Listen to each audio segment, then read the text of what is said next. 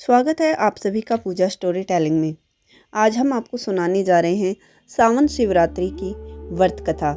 बहुत समय पहले एक पापी निषाद रहता था जिसका नाम गुरुद्रह है, जो नित्य वन में जाकर मृगों और पशुओं को मारता था तथा वहां वन में रहकर चोरी आदि दुष्कर्मों को किया करता था। बालकपन से लेकर कुछ भी शुभ कर्म नहीं किया था। उसे वन में रहते हुए बहुत दिन हो गए थे। उससे कोई भी शुभ कर्म न बन पड़ा तो एक दिन शिवरात्रि का समय प्राप्त होने पर वह अपनी गृहिणी स्त्री और परिवार के लिए आहार की खोज में जंगल चला गया। लेकिन पूरे दिन धूप में भूखा प्यासा रहकर भी उसे कोई शिकार नहीं मिला। वह सोचने लगा कि आज तो बड़ा ही संकट आया, क्योंकि गृहिणी स्त्री को तो अवश्य कुछ न कुछ आहार देना चाहिए। ऐसा विचार कर वह सरोवर के पास इस ध्येय से जा बैठा कि यहाँ कोई ना कोई जीव जल पीने अवश्य आएगा और उसे मारकर मैं अपनी भूख शांत करूंगा। ऐसा सोचकर वह भील सरोवर में जल पीकर वहां स्थित एक बेल के वृक्ष पर जाकर चढ़ गया। रात के पहले पहर में एक हिरनी प्यास से बहुत ही व्याकुल वहां जल पीने आई। भील ने उसे देखकर प्रसन्न हो अपने धनुष का बाण चढ़ाया। इसके इतना करते ही बेल के पेड़ से जो जल और वृक्ष पक्ष वहां नीचे स्थित शिवजी के ज्योतिर्लिंग पर गिरा तो उससे शिवजी की पूजा हो गई। फिर तो इसके प्रताप से उसके पाप नष्ट हो गए। तब धनुष के शब्द को सुन हिरनी ने भील की तरफ देखा और उसके प्राण व्याकुल हो गए। उसने व्याध से कहा, हे व्याध, क्या करना चाहते हो? तुम मेरे समक्ष सत्य सत्य कहो। मृगी की ऐसी बात सुनकर भील कहने लगा कि आज मेरा परिवार भूखा है, तुम्हें मारकर मैं अपने परिवार वालों की भूख शांत करूंगा। तब ऐसे कठिन दुष्ट को देखकर हिरनी सोचने लगी कि हाँ, मैं क्या करूं, कहाँ जाऊं। ऐसा विचार कर वह अपने मन में उपाय रचकर बोली, हे व्याध, यदि तुम मेरे शरीर के मांस से ही सुखी है तो मेरे लिए इससे बढ़कर पुण्य और क्या हो सकता है। निसंदेह मैं धन्य हूँ। उपकार से बढ़कर इस लोक में दूसरा पुण्य नहीं, परंतु एक बात है, मैं अपने बालकों को, अपनी बहन को अथवा स्वामी को सौंपाऊं, तब मुझे मारो। सत्य से ही पृथ्वी स्थिर है, सत्य से ही समुद्र तथा सत्य से ही जल की धरा है। इस प्रकार सत्य से सब कुछ स्थित है। परंतु मृगी के ऐसे कहने पर भी उस व्याध को न माना न विस्मित हो हिरनी ने अनेक शस्त्रोक्त वचन कह उसे अपना विश्वास दिलाया और कहा, यदि मैं लौटकर न आऊं तो नरक में पड़े। तब भील को विश्वास हुआ और उसने हिरनी को जाने दिया। हिरनी जल पीकर अपने स्थान को गई। तब तक पहला पहर उस व्याध को बिना निद्रा के ही बीत गया। तब उस मृगी की बहन दूसरी हिरनी उत्कंठित हो उसकी खोज करती हुई जल पीने के लिए वह आई। उसे भील देखकर धनुष खींचा तो पहले के समान ही जल और बेलपत्र शिव के ऊपर गिरे, जिससे व्याघ द्वारा शिवजी के दूसरे पहर का भी सुखदायक पूजन हो गया। तब हिरनी उस भील को देखकर बोली कि हे वनेचर, क्या करते हो?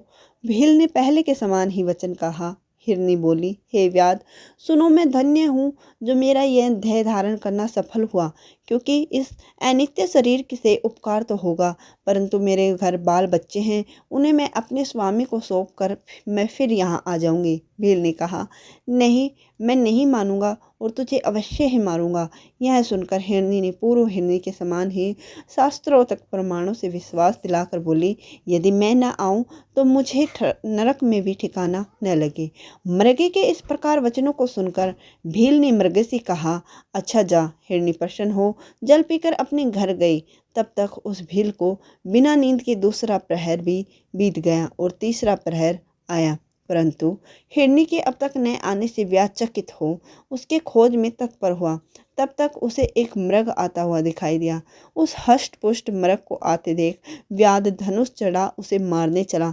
इतने में कुछ और बेलपत्र उसके प्रारब्धवश फिर शिव के ऊपर गिरे, जिनसे उस रात्रि में भील के भाग्य से तीसरे प्रहर का शिव पूजा हो गई।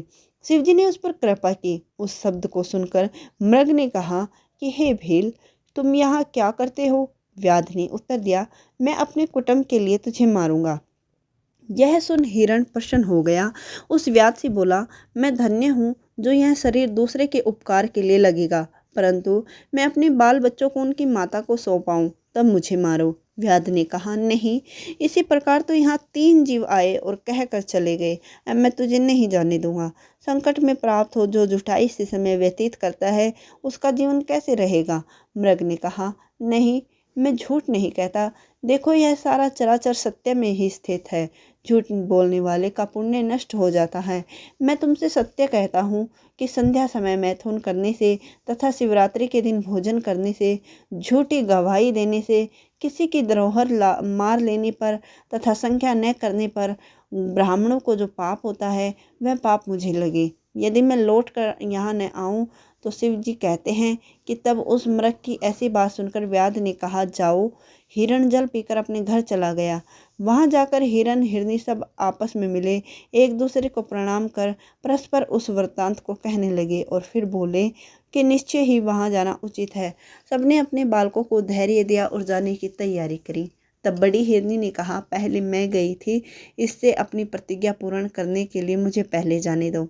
तब उसका यह वचन सुनकर दूसरी और उससे भी छोटी तीसरी हिरनी ने कहा, नहीं, मैं तुम्हारी टहलनी हूँ, मुझे जाने दो। परंतु हिरण ने कहा, तुम दोनों यहीं रहो, मैं वहाँ जाता हूँ।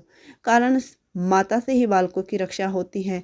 हिरनियों ने कहा, नहीं, विधवापन सबसे कठिन दुख है, हम ही जाएंगे। वे सभी उन बालकों को धैर्य दे उन्हें अपने पड़ोसियों को सौंप शीघ्र वहाँ गए जहाँ की श्रेष्ठ व्याध था। तब अपने माता पिता को वहाँ गए देख उनके बालक भी सब पीछे पीछे आ गए। बालकों ने सोचा, जो दशा माता पिता की होगी वही हमको भी स्वीकार है। इस प्रकार उन सबको वहां पहुंचा हुआ देखकर वह भील प्रसन्न हो गया और धनुष बाण चढ़ाने लगा। तब फिर शिवजी के ऊपर जल तथा बेलपत्र गिरे, जिससे शिवजी के चौथे पहर की भी पूजा हो गई, जिसके पुण्य से उसके सब पाप नष्ट हो गए। तब तक मृगा और मृगी व्याध से बाण चलाने को कहने लगे, परंतु शिव जी की माया भील को ज्ञान हो गया। उसने कहा, हे मृगा मृगी, धन्य है जो प्राप्त के लिए अपने शरीर को हमें देना चाहते हैं। मनुष्य जन्म पाकर मैंने क्या फल कमाया? दूसरों के शरीर को पीड़ा देकर अपने शरीर का पालन किया। ऐसे पाप से मेरी क्या गति होगी? मेरे जीवन को धिक्कार है, धिक्कार है। इस प्रकार का ज्ञान आते ही भील ने धनुष पर चढ़ाए बाण को उतार दिया और कहा कि हे मृग श्रेष्ठो, तुम धन्य हो, अपने अपने घर जाओ। भील के ऐसा कहते ही शिवजी प्रसन्न हो गए। उन्होंने पूजनीय शास्त्र सम्मत अपना स्वरूप दिखाया। कृपा कर उस भील को स्पर्श करते हुए बोले, हे भील, मैं तेरे इस व्रत से प्रसन्न हूँ, तू वर मांग।